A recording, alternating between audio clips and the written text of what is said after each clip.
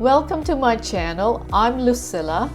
Join Paolo and me as we tour two Schist villages in central Portugal and drive to the summit of Serra da Lousã. So Paolo, where are we heading? We're heading towards Lausanne, towards the hamlets, the Schist hamlets, which are the very old hamlets in Portugal. The homes are all built out of stone, like just about every other home that we've seen around anyways. There's a different type of stone. It's sort of a shale that they build the houses out of. So it's an interesting place. They're pretty well abandoned up to maybe a decade, 2 decades ago. They've sort of been renovating these little hamlets, and they're very picturesque. Heading up, we took a couple of wrong turns. Roads, going up to the top of the range. In 800 meters, turn left. And then you see the city down below.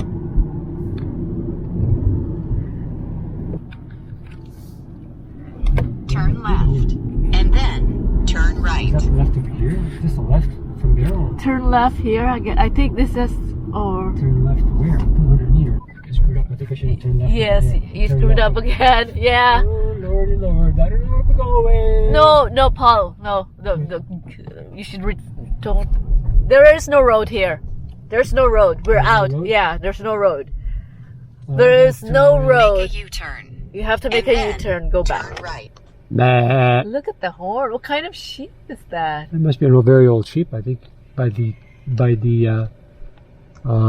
curls on the horns.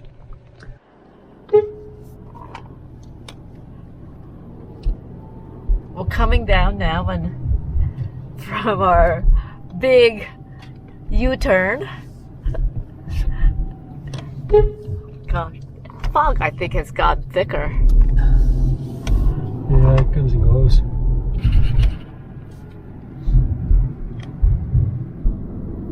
I say let's go drive slowly up here, up to the village.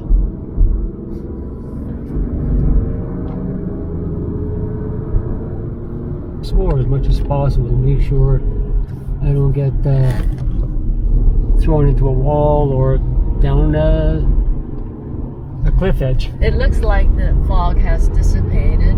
The sun has come out, so we should have clear visibility.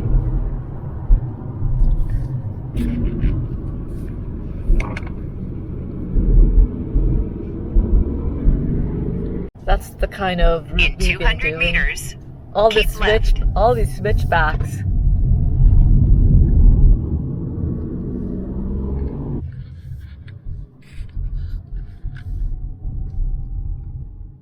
Schist is a type of slate stone that is abundant in the area and was used in the construction of the buildings. Because of the varying shades of schist rock and wood, the villages blend seamlessly into the natural environment. Despite being a popular tourist destination, Schist villages still retain their isolated medieval charm. Getting there and being immersed in the surroundings is like stepping back in time. Heading down to Hairpin.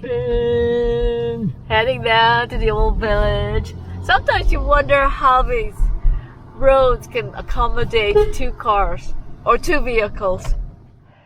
Talasnal is considered to be the most restored of all the Schist villages in the Lausanne region.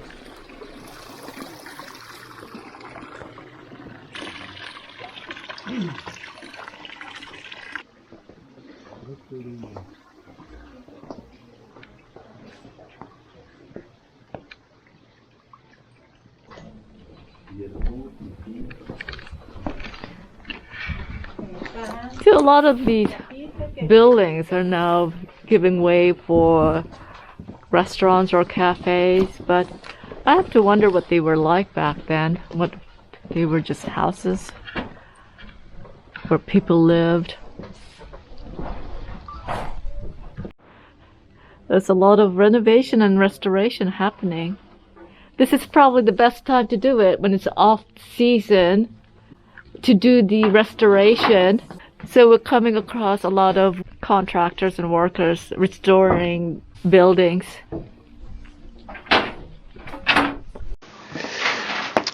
This is the gutter system. I guess it was built way back when. But you can see the cracks over here, and the cracks in between the stones. There's a little gutter over here so that people can actually don't have to step on the water when it rains, and they can just potentially have stepped up into your doorway. Just continues on through here, all along. One can get lost for the day just peeking into every nook and cranny of the village.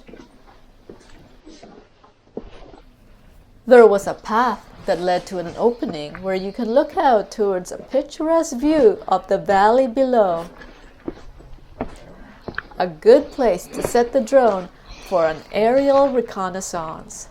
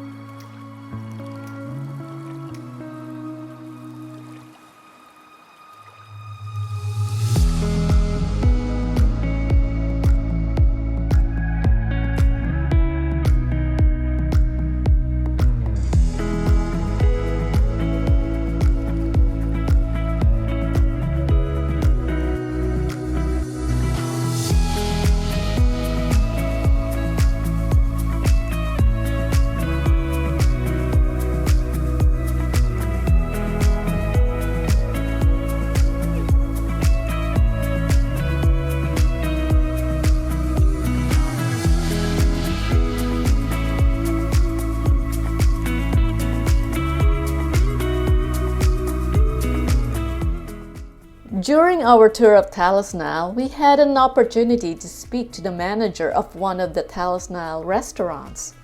We learned that the first registered residence of Talasnal was recorded in 1655. Although this region has been continuously inhabited for thousands of years, with settlements, fortifications, and castles as a testament. People moved to the mountains and created these villages to harvest the wood, turn it into charcoal, and trade with the people living in the valley below. At the same time, there were abundant streams and rivers coursing through the mountains. People used the resources to create mills and process wheat to turn into flour. Goat herding was also another economic activity to sustain the mountain villages, trading and bartering with the valley people. The year 1981 saw the two last registered residents of Talasnal born there. Since then, people living in Talasnal have come from other parts of Portugal or are foreign residents. From the path, look how steep it is down. Going down to the bottom of the valley. I could just roll all the way down and that will make it halfway. Probably die while my head hits one of these rocks. But yet at the same time, we pass by garden plots that are on the side you here. You can tell people have actually done some work over here. This is not just an open cliff, because there's all sorts of rock walls down over there, I guess, for these terrace gardens. And obviously that over there was built out. That used to be a house.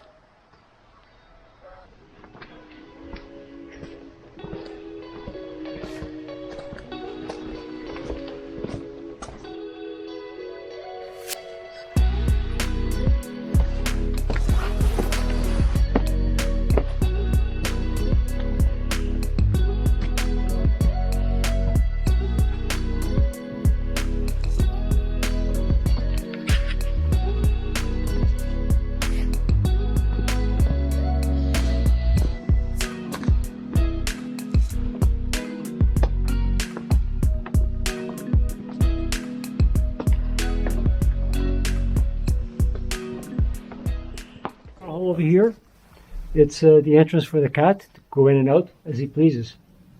How do you know that? I used to have one of those on the door of my grandmother's house. Okay. I am hungry. I had an orange for breakfast.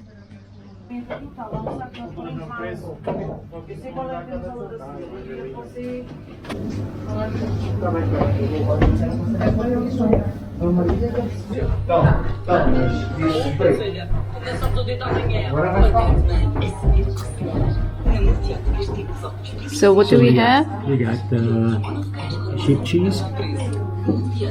This is goat cheese. This is cheese from Serra da Lousã. And I believe this is, I'm not sure if this is just, almost looks like a cheese anyways. And there's some pumpkin compote. And there's all sorts of different cold cuts over here. There's some shoyu sausage and presunto. So Portuguese sausages and presunto. Empty. Empty. Starters are done. Bring on the Chanfana. Well, here it comes.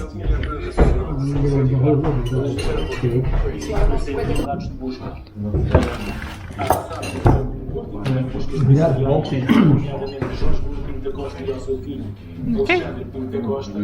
So this is a very traditional pot. We got one of these back in Canada, by the way. It's made of a special clay, and it's specifically made for cooking goat. Oh, and that's so what we're having. So that's what you're saying. This pot is specially made to cook the goat in, and as well as serve it. This goat dish is called Chanfana. What is it? This goat dish is called Chanfana. Chanfana. Yeah. That's the name of the goat dish. Yeah. Okay. Well, dig in. Sit there. Serve the potatoes first. I think we only got one for the two of us. So this is a serving. This is a serving for one person. This is generally a serving for one person. Oh my gosh! For one person, yeah. I don't think. It's a good thing we only got a serving for one person because otherwise. Yeah, that is quite a lot. It just comes off the bone.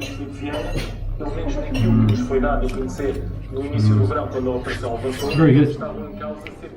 So we just finished lunch at the Taberna, Talasnal. And now we're taking this road again. Instead of returning back the same way we came, we're following the road along. They're tight. They're tight. And this is just basically a one-car road. Although it is a two-way road, but just one car fits in here. Down there is Candal. Candal. It's not as developed as Talasnal. A little bit quieter. Let's check it out. It's We smaller. drive by, I guess.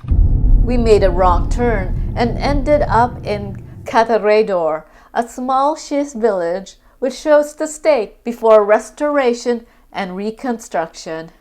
You can see that these homes have not been restored at all, and what we saw in Talasnal is very much a reflection of what it really truly was. So it's not that they've made Talasnal into a idyllic restoration. They actually restore it to a certain degree to what these places were. They're just creating a fantasy world.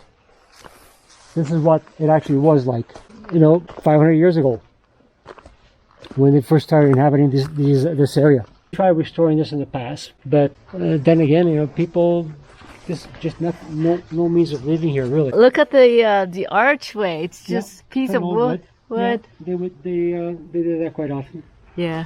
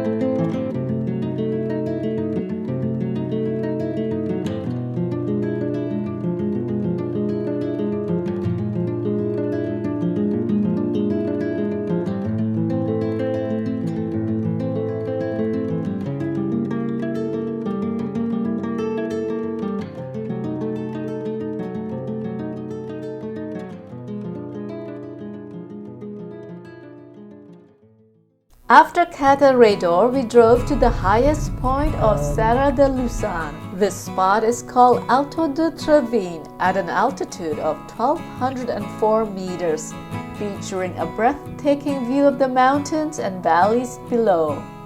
I have no idea where I am. Yeah. I just know we're up on top of a hill somewhere. I don't know exactly what the name We is. followed a sign that pointed to Trevim summit. There is a swing here known for its picture-worthiness on social media platforms like Instagram.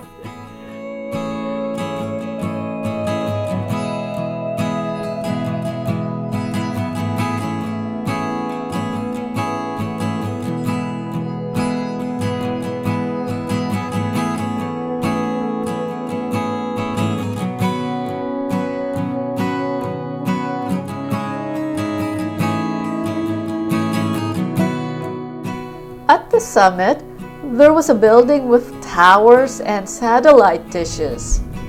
So we drove towards it, and to our surprise, the gate was opened. Are you sure we're allowed to be up here? The gate is open and it hasn't closed on us yet, so we're not going to get trapped in here. This is not very secure. This seems to have the facilities of where this may have been all manually manned. Looks abandoned. Yeah.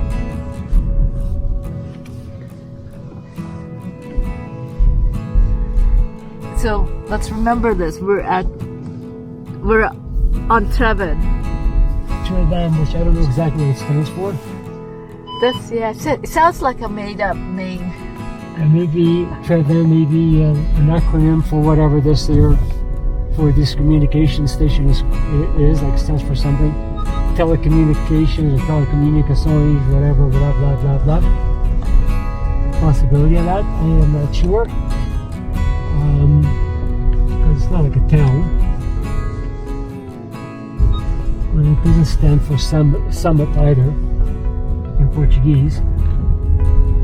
Well, we just drove in and nobody asked any questions. Well, I don't think anyone is here. No, it doesn't look like anyone is here. We're just surprised that it is so easily accessible.